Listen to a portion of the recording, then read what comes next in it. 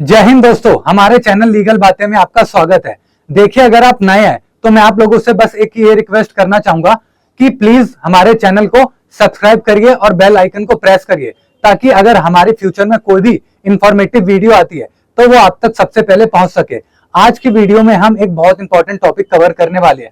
देखिए, बहुत सारे लोग कोर्ट मैरिज करना चाहते हैं, तो उनका बहुत सारा क्वेश्चन बना रहता है कि कोर्ट मैरिज करने के लिए हमें किन किन डॉक्यूमेंट्स की जरूरत पड़ेगी, कोर्ट मैरिज में कितना टाइम लगता है, कितनी फीस लगती है, कोर्ट मैरिज का पूरा क्या प्रोसीजर है। तो ये जो कोर्ट मैरिज करना चाहते हैं उन लोगों का ये बहुत बड़ा क्वेश्चन रहता है। तो आज की वीडियो में मैं आपको ये सारी चीजें, सारा प्रोसीजर बताऊंगा कि आपको कोर्ट मैरिज के दौरान क्या क्या चीज ध्यान रखनी है, क्या क्या प्रोसीजर है। ये सारा प्रोसीजर मैं आज की वीडियो में आपको बताने वाला हूं। तो चलिए अपनी वीडियो को स्टार्ट करते हैं।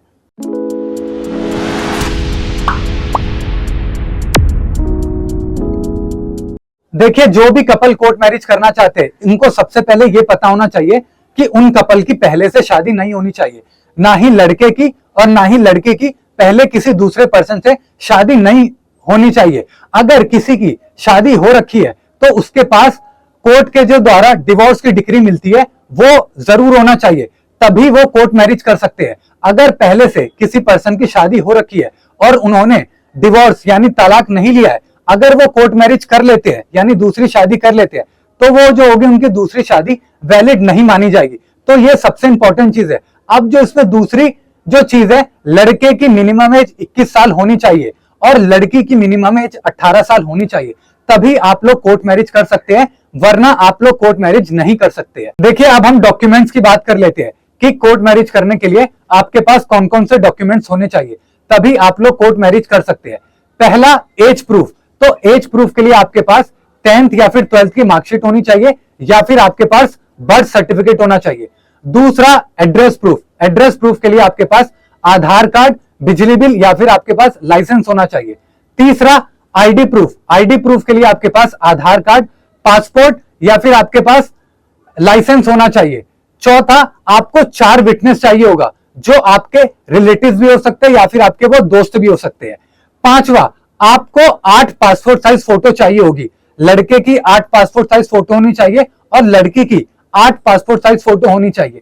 ये सारे डॉक्यूमेंट्स आपको जरूरी चाहिए होगा, तभी आप लोग कोर्ट मैरिज कर सकते हैं। अगर इनमें से अगर आपके पास कुछ डॉक्यूमेंट्स नहीं है तो आप लोग प्रॉपर तरीके से कोर्ट मैरिज कर ही नहीं सकते हैं। अगर कोई वकील आपको बोलता भी है कि नहीं डॉक्यूमेंट्स नहीं है, फिर भी मैं आपको कोर्ट मैरिज करा दूंगा, तो इसका मतलब वो वकील झूठ बोल रहा है। तो ऐसे वकीलों से बचें। देखिए, जब भी कोर्ट मैरिज करते हैं तो उसमें एक चीज, सबसे इंपॉर्टेंट चीज जो आप लोगों को ध्यान रखनी है कि देखिए, कोर्ट मैरिज का जो पूरा प्रोसीजर होता है ना, उसमें 2 चीज होती है।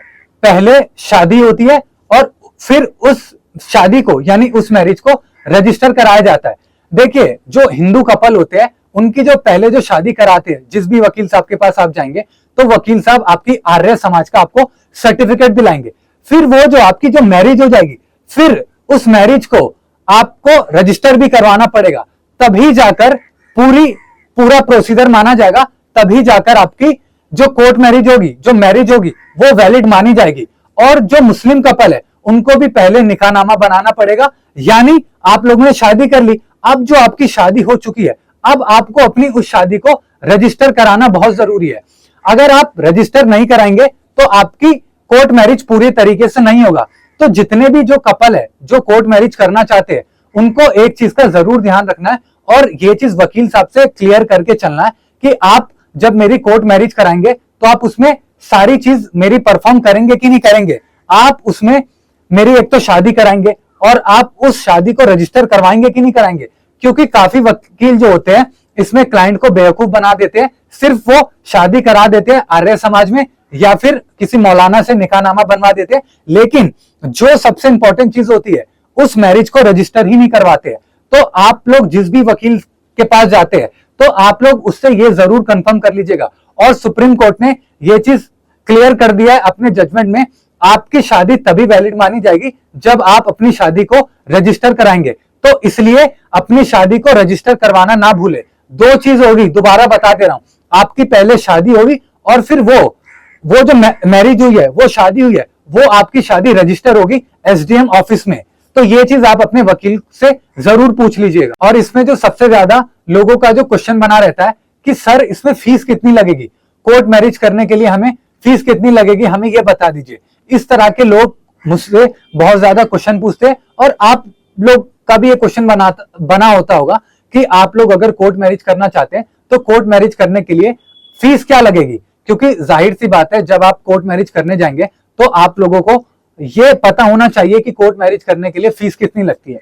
देखिए, पहली चीज मैं क्लियर कर देना चाहता हूं, जो कोर्ट मैरिज की जो फीस होती है वो फिक्स नहीं होती है। ये हर एक एडवोकेट टू एडवोकेट वेरी करती है, हर एक वकील पे वकील पर निर्भर करती है कि ठीक है। अब देखिए, इसमें मैं आपको ऑन एन एवरेज बता देता हूं।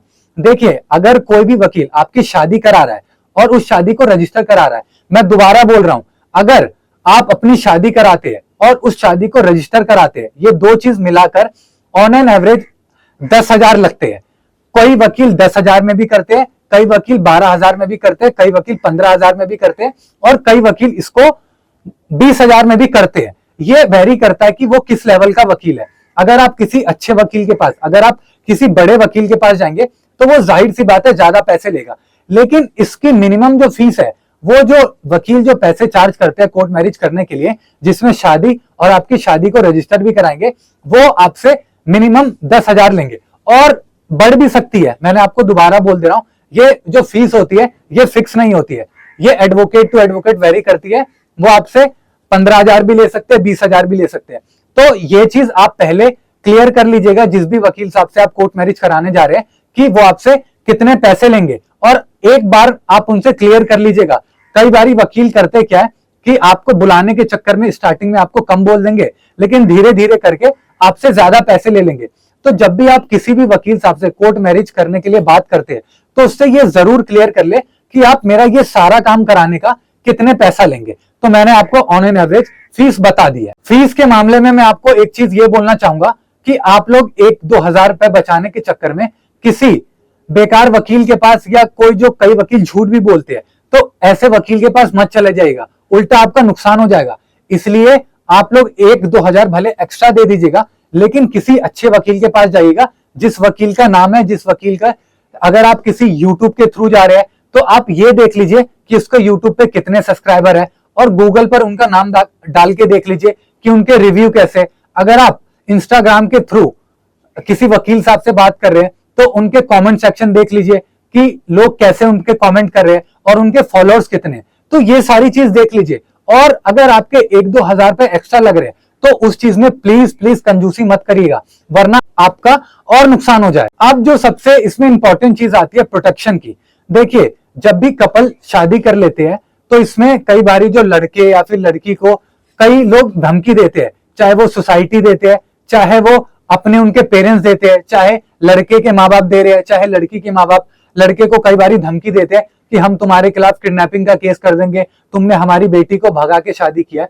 तो देखिए, अगर ऐसी सिचुएशन में आपको बार बार कोई भी पर्सन धमकी दे रहा है कि हम आपको जान से मार देंगे या हमको झूठे केस में फंसा देंगे, तो ऐसी सिचुएशन में आप पुलिस में जाकर कंप्लेंट भी कर सकते हैं। अगर पुलिस ऑफिसर आपकी कंप्लेंट लेने से मना कर देते हैं तो आप ऐसे में डायरेक्टली हाई कोर्ट में एक रिट पिटीशन भी लगा सकते हैं और आप प्रोटेक्शन भी ले सकते हैं, क्योंकि ये जब आप एक अडल्ट हो जाते हैं, जब आपने कोर्ट मैरिज कर ली है, तो ये अब आपका ही राइट माना जाएगा। कोई भी पर्सन आपको डरा धमका नहीं सकता है, ना ही आपके खिलाफ कोई भी झूठा केस करता है।